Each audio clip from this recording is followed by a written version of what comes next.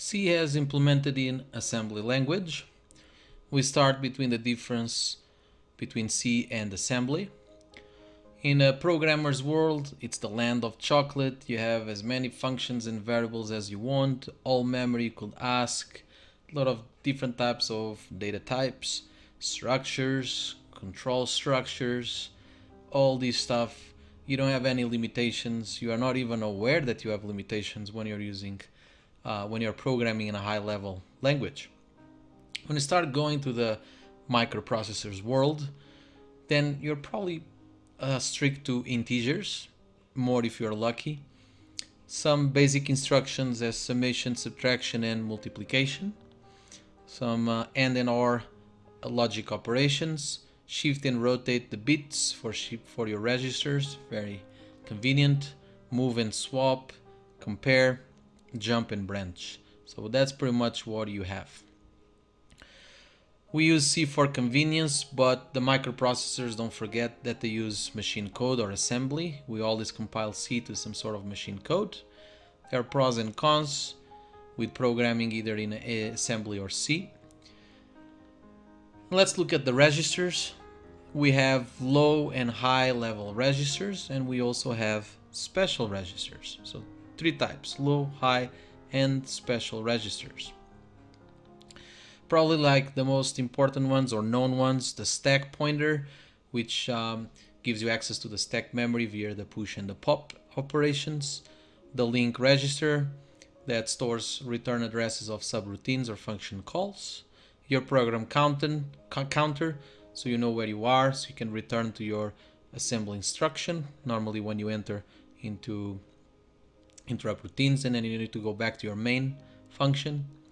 The program status, and this one holds information about the program execution and the arithmetic logic unit flags. It has the famous application, interrupt, and execution information or registers.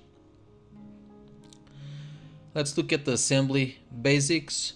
Normally you have the mnemonic, so the assembly instruction, the operands, and some comments. This is an example of moving what's inside, this value, the 12 in eggs inside of register 0, updating the application status, the application register, sorry.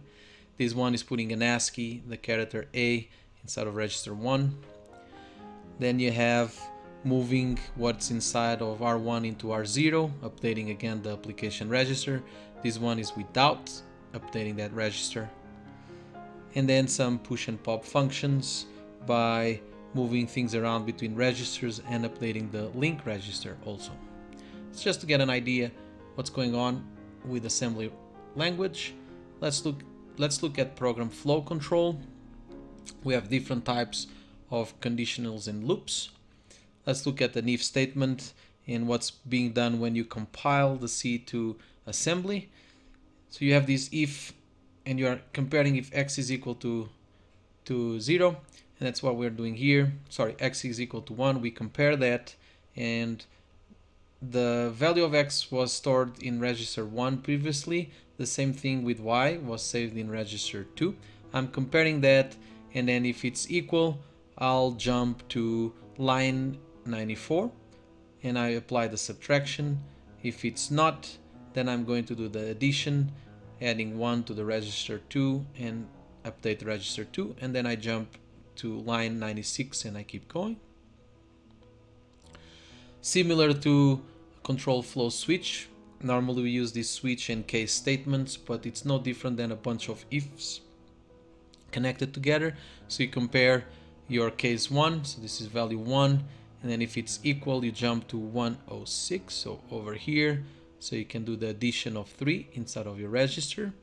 Then you jump to 118 and you come out. In case that's not true, then you're going to check 31, which is this guy.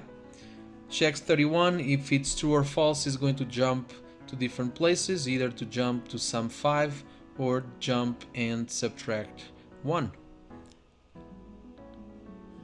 A while loop, this case starts by jumping right away to the comparison to check if it's less than 10. If that is true, goes and jumps to 122, does the addition, and then compares it again, and once this is not true, it just keeps going and the code that you have after this. Same analogy for a for loop, a do while.